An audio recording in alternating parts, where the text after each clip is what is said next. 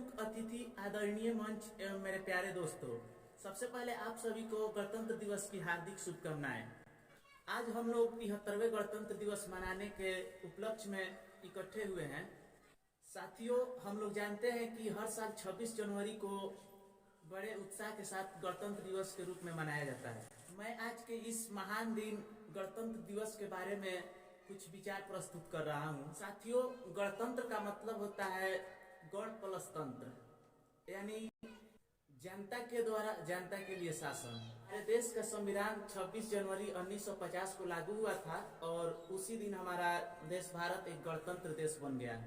भारत के महान स्वतंत्रता सेनानियों ने अपनी कड़ी मेहनत और संघर्षों के बदौलत भारत को पूर्ण स्वराज दिलाया। साथियों, उन्होंने हमारे लिए बहुत कुछ किया और उन्हीं का नतीजा है कि आज हम लोग अपने देश में शांति से सो रहे हैं। और कुछ नमक हरामों को ये लगता है कि आजादी हमें विरासत में मिली है, तो सुन ऐ दरिया तेरी खैर नहीं, बूंदों ने बगावत कर दी है।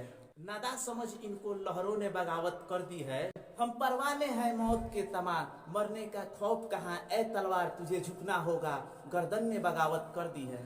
साथियों, महान भारतीय स्वतंत्रता सेनानी नेताओं महात्मा गांधी, भगत सिंह, सुभाष चंद्र बोस, लाला लाजपत राय, लाल बहादुर शास्त्री, चंद्रशेखर आजाद, सरदार वल्लभ भाई पटेल, इन सभी स्वतंत्रता सेनानियों ने भारत को आजाद कराने के लिए अपनी जान तक निछावर कर दिया। और उनके इन महान कामों के लिए उनका नाम आज भी इतिहास में दर्ज है। लिखा ही नहीं बल्कि हर एक बच्चों के जुबा पे है और उनके जैसा बनना चाहते हैं। लगातार कई वर्षों तक इन महान लोगों ने ब्रिटिश सरकार का सामना किया और हमारी वतन को अपनी उनकी गुलामी से आजाद कराया। हम भारतवासी उनके इन बलिदान को कभी भुला नहीं सकते।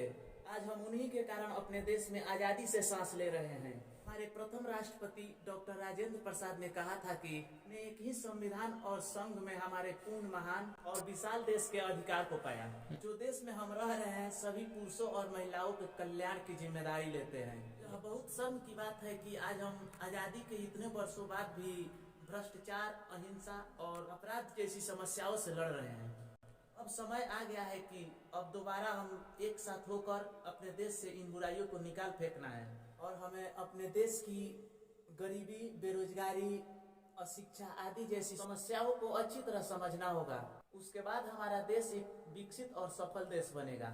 अंत में मैं यही कहना चाहता हूँ, वह खून कहो किस मतलब का जिसमें उबाल नहीं, वह खून कहो किस मतलब का जो आए देश की काम नहीं, वह खून कहो किस मतलब की जिसमें जीवन न रवानी है, जो परवश वो कर बहता है वह खून नहीं वो पानी है। उस दिन लोगों ने सही सही खून की कीमत पहचानी, जिस दिन बर्मा में सुभाष ने मांगी उनसे कुर्बानी थी। बोले स्वतंत्रता के खातिर बलिदान तुम्हें करना होगा, तुम बहुत जी चुके जग में, लेकिन आगे तुम्हें मरना होगा। आजादी की चरणों में जो जयमाल चढ़ाई जाएगी, वह सुनो तुम्हारे सिर की फूलों से गूंथी जाएगी।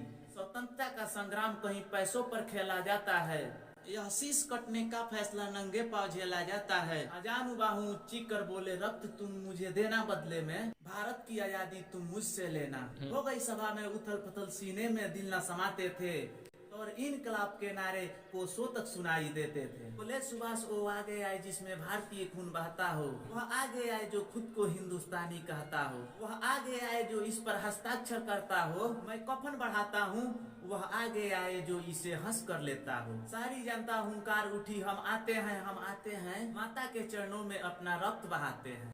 साहस से बढ़े युवक उस दिन बढ़ते ही जाते थे, चाकू छुरी कतारों से अपना रक्त बहाते थे, फिर उस रक्त के सिहाई में अपने कलम डुबाते थे और आजादी के परवाने पे हस्ताक्षर करते जाते थे। उस दिन तारों ने देखा कि हिंदुस्तानी विश्वास नया, जब लिखा भारत के महान रणवीरों ने अपने खून से इतिहास नया।